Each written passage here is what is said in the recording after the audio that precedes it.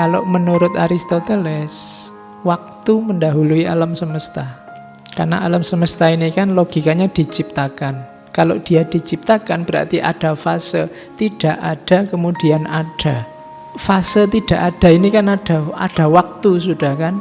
Sebelum ada alam dengan saat ada alam. Sebelum itu kan sudah menunjukkan waktu.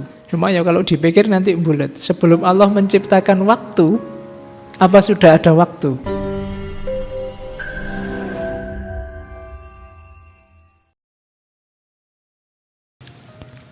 Oke, tema malam hari ini adalah waktu. Kebetulan waktu kita agak mundur. Harusnya jam 8, sekarang jam 8 lebih baru kita mulai. Tema waktu ini tema yang sejak zaman dulu jadi bahasan. Jadi filosof-filosof awal bahkan sejak Demokritos juga sudah membahas waktu. Plato, Aristoteles, Immanuel Kant, Newton, ada Einstein, ada Stephen Hawking. Dari tradisi abad tengah ada Agustinus, ada Ibn Rus. Bahkan Ghazali dengan cara membahas masing-masing ngomong tentang waktu. Jadi yang tertarik membuat tulisan, disertasi, tesis tentang waktu, tokohnya banyak, tinggal milih. Cuma masalahnya ngomong tentang waktu itu seperti kalimatnya Agustinus itu. Jadi katanya Agustinus, apakah waktu itu jika tak seorang pun mengajukan pertanyaan, aku tahu. Tapi jika seseorang mengajukan pertanyaan dan aku mau memberi penjelasan, aku tidak tahu lagi. Ini kalimat yang jujur dari Agustinus. Kita sering semacam ini. Dalam banyak kasus, dalam banyak hal kita itu sering merasa tahu. Ketika tidak ada orang tanya, tapi begitu ditanya, disuruh jawab, kamu biasanya tolah-toleh terusan. Kamu itu loh teriak-teriak anti khilafah. Khilafah itu apa toh? Kemarin seolah-olah sudah ngerti. Begitu ditanya, apa ya? Kamu rame anti demokrasi atau pro demokrasi. Demokrasi itu apa? Anti itu apa? Pro itu apa? Itu kamu mungkin ya bingung lagi. Seolah-olah kemarin sudah tahu, tapi begitu ditanya tidak tahu.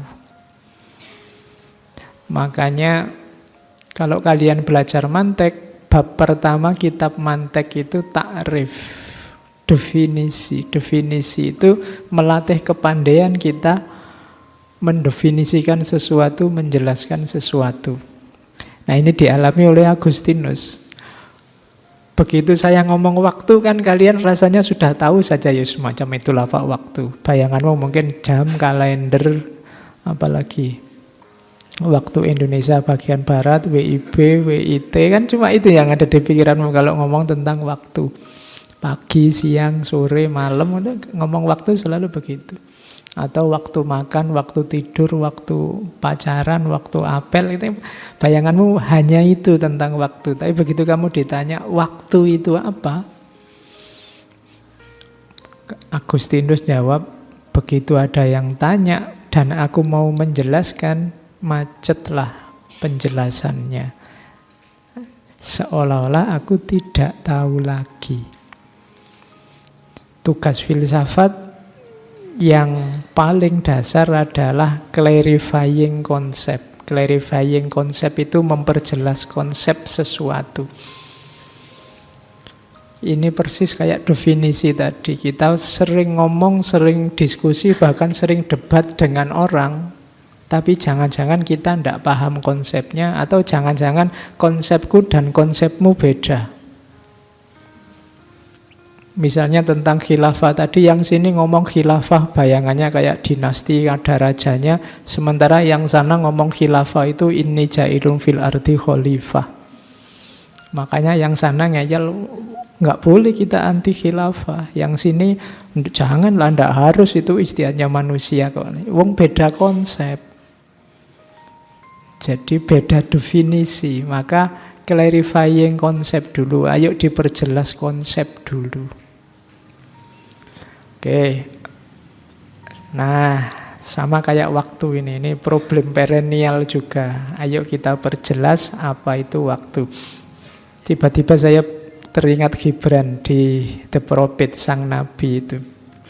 Dia juga bingung sama kayak Agustinus ketika ngomong tentang waktu. Di The Prophet itu kan ada satu bab ketika ada seorang ahli astronomi tanya, "Guru, bagaimanakah perihal waktu?" Dijawab oleh sang guru Al-Mustafa yang jadi tokohnya sang nabi, "Engkau ingin mengukur sang waktu yang tiada ukur dan tanpa ukuran." Kalimatnya panjang itu, cuma saya potong paragraf paling belakang. Dan bukankah sang waktu itu sebagaimana hakikat cinta, tiada mengenal batas ukuran serta tak dapat dibagi. Oh, itu satu kalimat ini kan panjang. Oh, waktu itu kayak cinta ya, ndak ada batas, ndak ada ukurannya. Awal itu ndak bisa diukur. Paling awal itu kapan? Susah ngukurnya. Akhir juga ndak bisa diukur. Paling akhir itu kapan? Dibagi-bagi juga susah. Waktu itu kan kayak kita jalan aja. Sekarang sudah 8:30, tadi jam 8. Mbok ya dibagi-bagi dulu biar waktunya, biar nggak jalan dulu. Yang jalan yang ini aja, yang sini ndak usah jalan, ndak bisa. Sama kayak cinta. Cinta itu ndak ada batasnya. Kalian mau membatasi cinta, ndak bisa. Cinta yang beneran ya. Terus ndak bisa dibagi-bagi. Sudahlah, karena punya 4, yang sini 25%, 25%, 25% itu kalau cintanya ndak bisa dibagi. Orang jatuh cinta itu ya utuh mesti. Nah kalau 4 Pak, ya berarti ini 100, 100, 100, 400%. Oke, ya. Jadi apa itu cinta, Gibran? Apa itu waktu? Ya waktu itu kayak cinta gitu aja lah. Tapi apabila ada keharusan dalam pikiran untuk membagi sang waktu ke dalam ukuran musim semi dan musim dingin, ukuran musim demi musim, maka biarkanlah tiap musim merangkum musim lainnya. Jadi kalau harus dibagi-bagi, termasuk cinta tadi, lampauilah jumlahnya, buanglah kuantitasnya, jadikan satu. Serta biarkan masa kini selalu memeluk masa lampau dengan kenangan. Kapan-kapan kita bahas lagi ya, cintanya Khalil Gibran. Cuma ini menunjukkan, menguatkan Agustinus tadi bahwa waktu itu tidak gampang untuk sekedar dijelaskan. Ada sosiolog, ahli sejarah Islam, Malik bin Nabi. Beliau juga ingin menjelaskan waktu. Ini salah satu tokoh yang kapan-kapan kita harus bahas, karena dulu saya janjikan membahas Malik bin Nabi itu di filsafat sejarah. Cuma ada halangan jadi tidak terbahas. Katanya Malik bin Nabi, waktu adalah sungai yang mengalir ke seluruh penjuru sejak dahulu kala, melintasi pulau, kota, dan desa, membangkitkan semangat atau menina-bobokkan manusia. Ia diam 1000 bahasa, sampai-sampai manusia sering tidak menyadari kehadiran waktu dan melupakan nilainya. Walaupun segala sesuatu selain Tuhan tidak akan mampu melepaskan dirinya dari waktu. Itu Malik bin Nabi. Itu kalimat-kalimatnya menurut saya mudah dipahami ya. Kalimat-kalimat puitis. Jadi waktu katanya Malik bin Nabi itu dia mengalir meliputi segala sesuatu, bisa jadi sumber semangat, bisa jadi sumber kamu terlena. Kamu yang santai-santai menikmati waktu tiba-tiba kaget, waduh sudah waktunya ujian, waduh sudah waktunya bayar lagi, waduh sudah umurku sudah tua, waduh sudah semester akhir. Nah, itu waktu jadi sumber yang menina bubukkanmu. Tapi ada kalanya waktu itu jadi sumber semangat. Sama-sama ingat bahwa waduh sudah semester akhir, terus kamu jadi semangat untuk menyelesaikan. Jadi dia punya dua kekuatan yang saling melengkapi atau bisa juga dibaca saling kontradiksi. Tergantung kita memakainya. Nanti ada banyak penjelasan di belakang. Oke, ada mitos tentang waktu. Kemarin kita juga ketakutan bawa mitos, harapan membawa mitos. Sekarang untuk waktu juga ada mitos. Kalau di Yunani mitosnya waktu itu kronos. Saya tidak tahu ilmumu tentang mitologi Yunani sampai mana. Kronos itu golongan Titan. Titan itu generasi dewa-dewa sebelum dewa-dewa Olympus. Jadi sebelum dewa-dewa Zeus dan kawan-kawan itu, Kronos ini sebenarnya bapak Zeus. Kronos ini anaknya dua dewa, dewa Gaia sama dewa Uranus, dewa langit sama dewa bumi. Dewa Gaia sama dewa Uranus ini punya 12 anak, yang paling muda Kronos, tapi Kronos ini paling jago. Kalau kalian suka main game, saya dulu suka main game di PS2 itu ada God of War.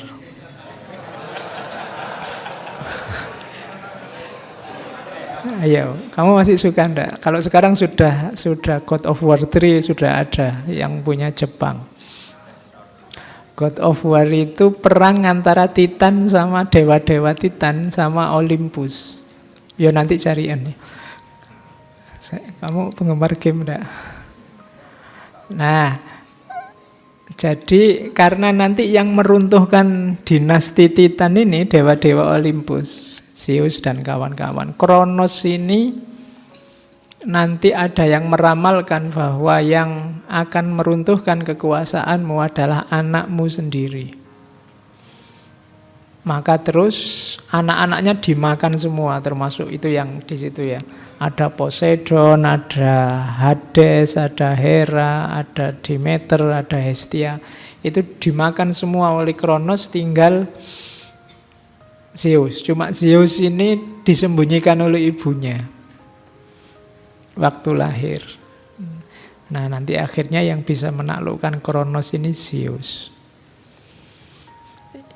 Dan Kronos itu kalau di Yunani konotasinya adalah penguasa waktu.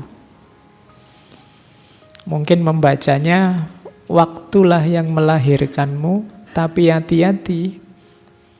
Kalau kamu kalah oleh waktu, maka waktulah yang akan menelanmu dan mematikanmu.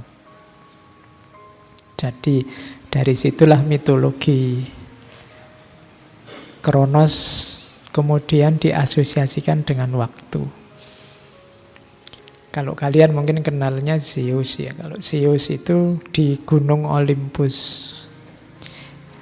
Nah, ceritanya Zeus ini mirip kalau di wayang itu kayak Resi Bisma. Resi Bisma itu juga saudara-saudaranya dibunuh oleh kalau Bisma ibunya.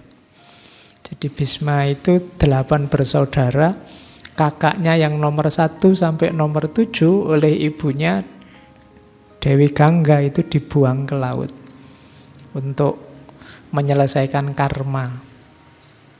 Tinggal yang nomor 8, Dewa Brata yang nanti jadi Bhisma. Yuk kalian nonton Mahabharata.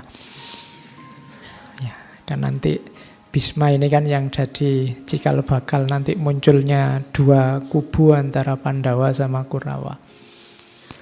Oke, jadi mitosnya Kronos. Saya tidak tahu Kronos itu merek apa ya, arloji apa saya lupa. Kalau di Indonesia. Oke, kita lihat dasar, gagasan-gagasan dasar tentang waktu. Yang pertama Plato sama Aristoteles. Ini guru murid, cuma pendapatnya berbeda. Tidak masalah. Mungkin kalau Plato ngerti betapa dahsyatnya Aristoteles, dia luar biasa bangga. Kalau menurut Plato, dan dua orang ini nanti banyak mempengaruhi tradisi filsafat Islam dan teologi Islam dalam pandangannya tentang waktu. Kalau bagi Plato, waktu itu diciptakan abadi bareng sama dunia. Karena adanya waktu ini kan perputaran dunia ini. Perputaran alam semesta, itu kan yang melahirkan waktu. Dulu, kemarin, besok, itu kan matahari berputar, alam berputar, lahirlah namanya durasi, waktu. Jadi dia adalah makhluk pertama, termasuk generasi makhluk pertama begitu Allah menciptakan makhluk. Begitu ada makhluk, saat itu juga lahir waktu. Saat itu juga lahir masa. Cuma pendapat ini nanti dibantah oleh muridnya Aristoteles. Katanya Aristoteles, ada lemahnya pendapatnya Pak Guru saya Plato ini. Lemahnya di mana? Kalau menurut Aristoteles, waktu mendahului alam semesta. Karena alam semesta ini kan logikanya diciptakan. Kalau dia diciptakan berarti ada fase, tidak ada kemudian ada. Fase tidak ada ini kan ada waktu sudah kan. Sebelum ada alam dengan saat ada alam. Sebelum itu kan sudah menunjukkan waktu. Jadi ada waktu sebelum alam. Padahal tadi waktu itu kan bukankah muternya alam. Alam itu kan baru. Berarti waktu ini mendahului alam. Cuma ya kalau dipikir nanti bulat. Sebelum Allah menciptakan waktu, apa sudah ada waktu? Ayo, susah ya, mikir filsafat itu. Dan ini nanti masuk ke para teolog ketika memperdebatkan ciptaan. Ini diantara subjek yang dibahas oleh Ghazali dan nanti dibantah oleh Ibnu Rus di Tahafud dan Tahafud tentang kebaruan alam. Jadi ya termasuk penciptaan alam itu kan penciptaan waktu tadi. Kapan Allah menciptakan waktu? Akal tidak bisa membayangkan sesuatu yang dari tidak ada kemudian menjadi ada dan dia mendahului waktu. Jadi itu debat klasik. Kalau ini namanya debat metafisik. Metafisik itu dibalik fisik. Filsafatnya namanya filsafat spekulatif. Aslinya gimana? Ya kita tidak tahu. Pokoknya pinter-pinteran saja, cerdas-cerdasan saja. Besok ditanyakan langsung ke Allah. Oke, mana lebih dulu alam atau waktu? Ini kan kayak ayam sama telur. Kalau katanya Aristoteles, ya ndak bareng katanya. Aristoteles ya ndak mungkin bareng dong. Katanya Plato bareng. Katanya Aristoteles ndak bareng. Siapa dulu siapa belakang agak susah. Tapi ini perdebatan klasik. Masuk ke modern Newton. Newton ini termasuk yang berpandangan waktu itu mutlak sifatnya. Dia eksak, mutlak, independen, punya logik sendiri, punya proses sendiri. Di orang-orang modern nanti waktu diasumsikan sebagai linier dan terbatas. Maksudnya linier itu waktu itu jalan terus, tidak mungkin balik. Jadi maju terus, tidak mungkin ada waktu itu mundur. Meskipun kamu kalau lihat-lihat film kan banyak ada yang perjalanan kembali ke masa lalu, time travel. Isu-isunya juga banyak. Cuma nanti kalau kalian googling, nanti banyak sekali argumen-argumen untuk mematahkan ketidakmungkinan perjalanan waktu ke masa lalu. Nah, kalau di modern waktu itu jalannya linier ke depan terus. Hati-hati waktu itu terbatas, maka jangan sampai kamu terlena. Karena begitu lewat, hilang sudah. Kayak kamu naik kereta, begitu ketinggalan, selesai sudah. Karena keretanya tidak bisa balik. Sudah terlanjur jalan. Ini basicnya cara berpikir modern. Di antara tokohnya Newton. Jadi waktu itu sifatnya linier, terbatas. Itu yang muncul banyak istilah hari ini kan ada keburu waktu, kehabisan waktu. Jadi seolah-olah kenapa waktu bisa habis? Ya karena waktu terbatas. Bahkan ada time is money. Waktu adalah uang. Begitu kamu kehilangan waktu, kamu kehilangan uang. Jadi kamu ikut ngaji ini kan mau nyari menghabiskan waktu secara bermanfaat biar tidak merasa rugi, kan antara lain itu mungkin termasuk kamu menganut gagasan waktu itu linier dan terbatas, sehingga orang modern itu dikenal banyak yang keburu-buru, pingin nang segera beres urusannya nang. Nah, itu karena dia punya pendapat waktu ini harus dimanfaatkan baik-baik karena dia jalan terus. Tidak bisa kembali. Oke, ini gagasannya Newton. Dasarnya. Yang punya teori gravitasi. Waktu itu mutlak, waktu itu absolut. Dia berjalan secara linier dan terbatas. Terus pandangan pertama. Pandangan kedua, kebalikannya. Waktu itu sirkuler, berputar.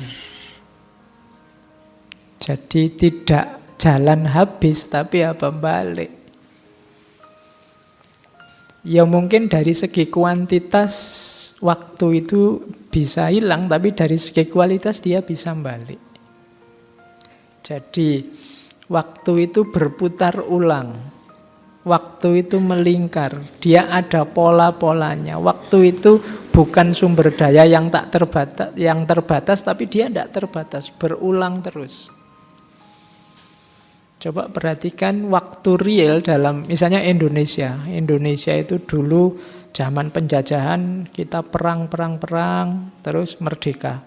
Begitu merdeka kan tidak berhenti perang, muter lagi, perang lagi, ada pemberontakan. Terus ganti orde baru, terus perang lagi kan untuk menjatuhkan orde baru, ganti reformasi, puter terus. Dan kalau ditarik ke belakang zaman kerajaan-kerajaan, ya memang isinya perang terus. Majapahit jaya terus perang, Singosari mendirikannya pakai perang, keruntuhannya karena perang. Majapahit mendirikannya perang, keruntuhannya karena perang. Nanti Demak juga begitu, Pajang juga begitu, Mataram sampai pecah-pecah. Kemudian jadi Indonesia isinya perang. Jadi kalau ada yang bilang Indonesia negara damai, negara ramah, ya mungkin saja. Tapi kok sejarahnya banyak perangnya. Sampai hari ini perangnya ganti kan, dunianya dunia maya sekarang. Kalau dulu perangnya dunia nyata. Masih perang. Ternyata muter dan tidak jauh-jauh, ya situ-itu aja. Modelnya saja yang berbeda. Jadi sejarah itu berulang. Kalau ada yang punya pandangan begitu, Itu namanya punya pendapat waktu itu sirkuler. Jadi jangan takut kehabisan waktu, waktunya selalu ada dan berputar lagi. Kamu males, kok terus gagal? Jangan putus asa. Akhiri kemalesanmu, nanti kamu akan jadi sukses. Jangan khawatir, muter. Tapi kalau kamu males, ya muter lagi, kamu ketemunya gagal lagi. Jadi itu waktu sirkuler. Kalau orang Jawa, ideologi waktu sirkuler ini nanti misalnya jadi pandangan tentang cokro manggilingan. Cokro manggil, cokro itu berputar, manggilingan itu ya berputar. Melindas itu manggilingan. Jadi hidup ini kayak roda. Dia berputar, kadang di atas, kadang di bawah. Yang tadi di atas mungkin besok di bawah, yang tadi di bawah mungkin besok ke atas lagi. Itulah hidup. Kecuali rodanya baru macet. Kalau macet atau sengaja dibikin macet sehingga yang di atas terus, yang bawah terus. Tapi tidak mungkin begitu. Tunggulah saatnya cokro manggilingan. Tidak ada orang jaya terus-terusan, tidak ada orang jatuh terus-terusan. Jadi itu di Jawa, makanya kuasailah cokro manggilingan ini. Kalau di Jawa kuncinya apa? Triwikromo. Triwikromo itu menguasai 3 dunia. Masa lalu, masa kini, dan masa depan. Kalau 3 dunia ini kamu kuasai, maka kamu bisa menaklukkan cokro manggilingan tadi. Naik turunnya hidupmu tidak lagi berpengaruh padamu kalau pas di bawah. Kamu juga tidak akan merasa kesakitan kalau pas di atas kamu tidak akan lupa diri. Nah, itu ideologi waktu sirkuler. Ternyata waktu juga berputar. Tergantung kamu menjelaskannya gimana. Yang benar yang mana, Pak? Linear apa sirkuler? Ya kamu butuhnya yang mana? Hidup itu kan begitu. Kalau kamu butuh, pingin efektif, Pak, segera menemukan kesuksesan, mungkin kamu butuh ideologi waktu yang linear. Nah, harus efektif, serius, karena waktunya bisa habis. Tapi kalau kamu mungkin sedang ingin menikmati hidup, sedang ingin santai, sedang ingin bersyukur, nikmatilah alur waktu yang sirkuler. Banyak pandangan sirkuler ini ditemukan dalam falsafah timur, pandangan-pandangan timur. Jadi lebih cocok sama mental timur. Mungkin kita lebih sreg sama yang sirkuler. Tapi kita tetap harus punya senjata yang linier tadi. Karena kalau tidak begitu ya mungkin kita santai-santai terus. Begitu waktunya sumpek, harusnya bangkit. Alah biasa, Pak, hidup itu kadang di bawah, kadang di atas. Kamu tidak berjuang kamu nanti. Ya, jadi cuma jangan kemerungsung maju terus. Tidak apa-apa. Sekali-sekali gagal ya tidak apa-apa. Balik lagi, ditunggu saja, selalu ada kesempatan. Kan ada yang bilang kesempatan tidak datang 2 kali. Nah, itu teori waktu linier. Ya. Iya, kalau waktu sirkuler ya enggak. Kamu enggak lolos CPNS enggak apa-apa. Besok ada tes lagi. Loh. Iya kan? Loh, itu kan muter lagi. Nanti ada tes lagi, kamu diuji lagi, enggak lolos lagi. Loh ya ada muter lagi. Itu kan itu sirkuler. Jadi pokoknya pastikan saja rodanya tetap berputar. Kalau rodanya macet, ya nasibmu. Tidak jadi di atas di bawah. Jadi jangan takut. Kesempatan itu datang bolak-balik. Jangan mau dibilangi kesempatan tidak datang 2 kali loh Anda. Pasti nanti ada kesempatan lagi, jangan khawatir. Mungkin bukan kesempatan yang ini, tapi kesempatan yang lain pasti ada. Kemarin waktu yang kita ngomong harapan kan, jangan putus harapan, enggak apa-apa. 1 menolak, enggak apa-apa, masih puluhan menunggu. Puluhan tahun lagi maksudnya. Oke. Oke. Jadi itu teori kedua. Nah, ada teori juga bagus dari Agustinus. Tadi kan saya singgung ada masa lalu, masa kini, masa depan. Kita banyak menganalisis apapun dengan teori tiga ini kan. Waktu itu ada 3 fase, masa lalu, masa kini, dan masa depan. Nah, Agustinus ini termasuk filosof skolastik, punya teori bahwa sebenarnya tidak ada masa lalu, tidak ada masa depan. Waktu itu yang ada hanya masa kini. Loh kan ada Pak masa lalu, kemarin kita ngalami. Loh yang kemarin itu masa kininya yang kemarin, ketika hari ini. Loh ya kan, ketika hari ini dia bukan masa lagi. Itu dia masa lalu versi masa kini. Kenapa? Hari ini dia cuma jadi kenangan, jadi memori. Dia sudah tidak ada. Yang ada itu hanya masa kini. Masa depan juga gitu. Masa depan itu kan cuma analisismu, hitung-hitunganmu, prediksimu besok ada apa. Tapi dia sebenarnya tidak ada. Jadi masa lalu itu tidak ada, masa depan itu tidak ada. Yang ada hanya masa kini. Masa lalu itu tampil di masa kini tidak sebagai dirinya sendiri, tapi sebagai kenangan, sebagai ingatan masa kini terhadap masa lalu. Masa depan juga begitu, dia tampil hari ini tidak sebagai dirinya, tapi hanya sebagai prediksi, hanya sebagai perkiraan. Maka yang ada hanya masa kini. Jadi kamu yang galau karena masa lalu, itu sebenarnya kamu galau oleh sesuatu yang tidak ada. Sudah hilang. Termasuk kamu yang galau tentang masa depan.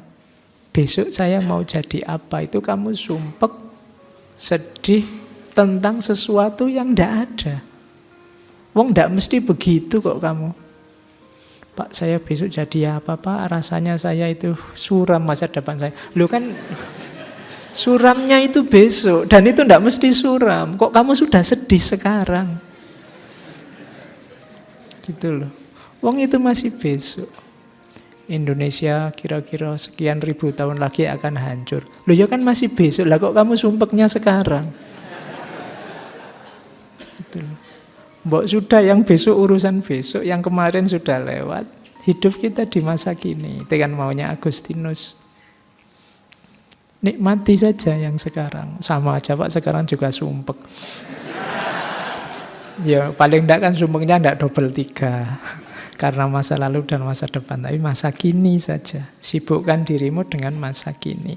Dan jangan salah, masa kini itu sesaat lagi akan jadi masa lalu. Lalu itu kan enggak ada rumusnya. Tadi pembukaan ngaji jam 8:04 misalnya, itu sudah jadi masa lalu. Sudah tadi. Jadi kalau kamu galau, ya sudah lewat. Ceritanya sudah beres. Kan tadi dibilangin perjalanan waktu itu tidak mungkin. Jadi makanya ada pepatah, penyesalan sesal kemudian itu tiada berguna. Kenapa tidak berguna? Wong sudah lewat peristiwanya. Oke. Kan itu kayak ada cerita sufi. Satu ketika ada seseorang yang berkunjung ke rumah seorang sufi yang kaya raya. Orang ini minta pelajaran pada sufi ini. Mbok saya dikasih nasihat. Wah saya kalau ngasih nasihat tidak bakat. Sudahlah saya main nginep sini saja. Nah waktu nginep itu dia dikasih tempat tidur yang menggantung di tengah ruangan. Di atasnya banyak tombak-tombak yang goyang-goyang tadi mungkin sewaktu-waktu bisa jatuh. Di bawahnya banyak ular. Jadi semalam dia tidak bisa tidur ke atas. Waduh, ada tombak, ke bawah banyak ular. Begitu pagi-pagi keluar, loh kok sampean kok lesu, ndak tidur tadi malam. Lah di mana bisa tidur? Wong di atas ada tombak, di bawah ada ular. Loh padahal itu kasurnya kasur terbaik, empuk sekali. Loh, wah saya ndak bisa menikmati. Loh salahmu dewe kok ndak menikmati. Loh saya takut nanti tombaknya jatuh apa ular yang di bawah matuk ke atas. Kan buktinya sampai pagi kan ndak jatuh. Ya kan, ularnya juga nggak naik ke atas. Berarti yang membuatmu nggak bisa tidur lah pikiranmu sendiri. Gitu. Nanti kalau jatuh kan paling ya terasa kan. Ya, kalau jatuh baru dibahas. Kamu belum jatuh sudah mikir jatuh. Ya akhirnya hidupmu nggak tenang.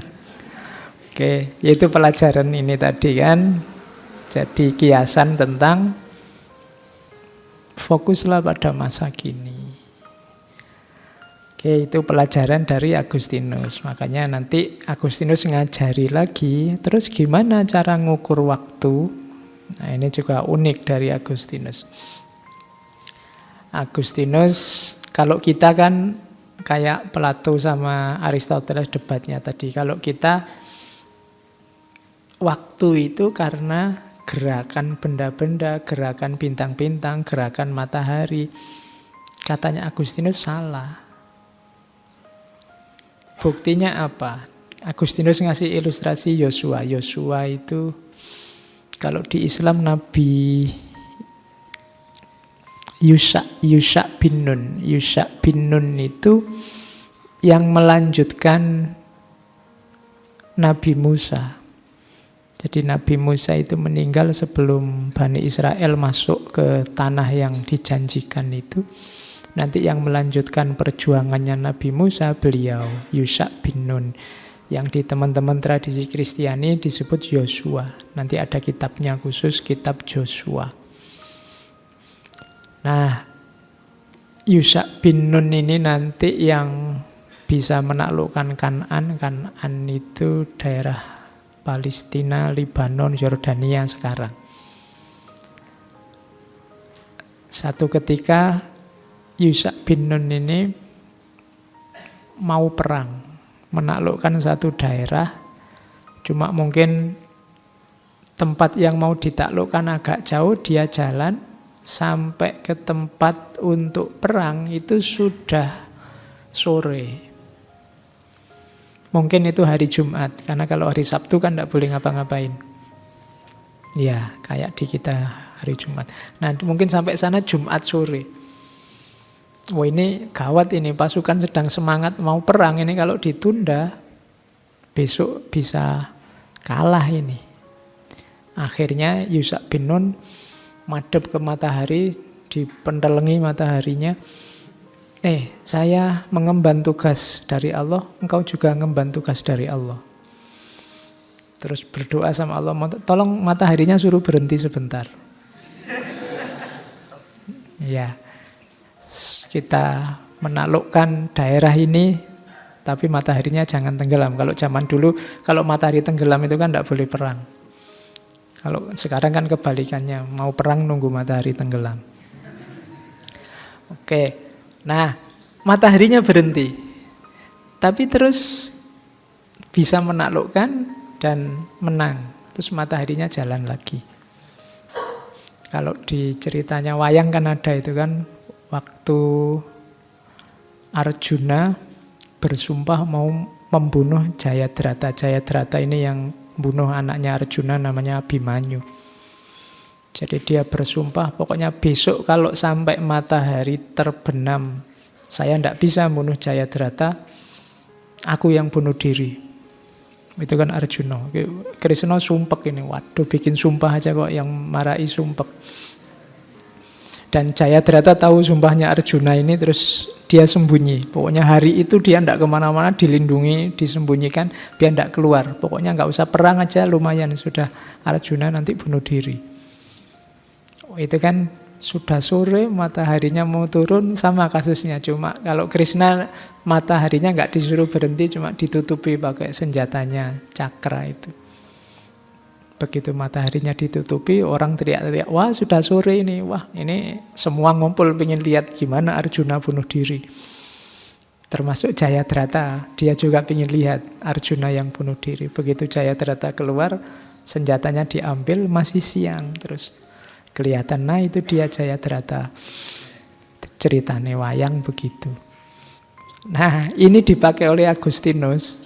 Mataharinya berhenti. Harusnya kalau waktu itu karena gerak, begitu matahari berhenti, waktunya kan berhenti.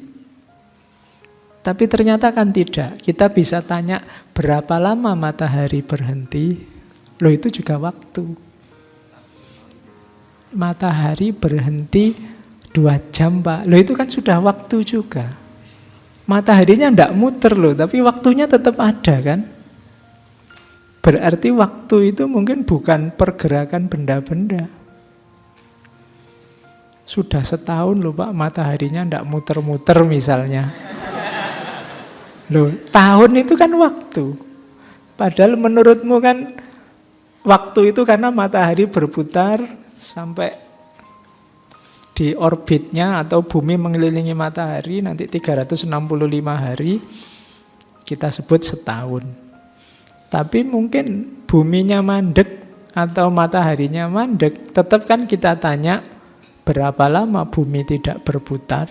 Loh harusnya kalau bumi tidak berputar kamu tidak bisa tanya berapa lama. Karena berapa lama itu kan jawabannya waktu. Kalau bumi tidak berputar ya harusnya tidak ada waktu, tidak bisa dihitung. Tapi tetap bisa, kenapa? Oh, berarti kuncinya tidak di gerakan benda-benda katanya Agustinus. Kuncinya di mana? Kalau katanya Agustinus, kuncinya di mental. Yo, manusialah yang mengklasifikasi waktu, manusia yang memahami waktu. Mengingat masa lalu, menikmati masa kini, membayangkan masa depan. Ada masa lalu, masa kini, masa depan. Itu hadirnya di mana? Dalam diri kita. Jadi ukuran waktu itu manusia. Sebenarnya. Bukan benda-benda atau gerak alam. Nah, itu istilahnya Agustinus.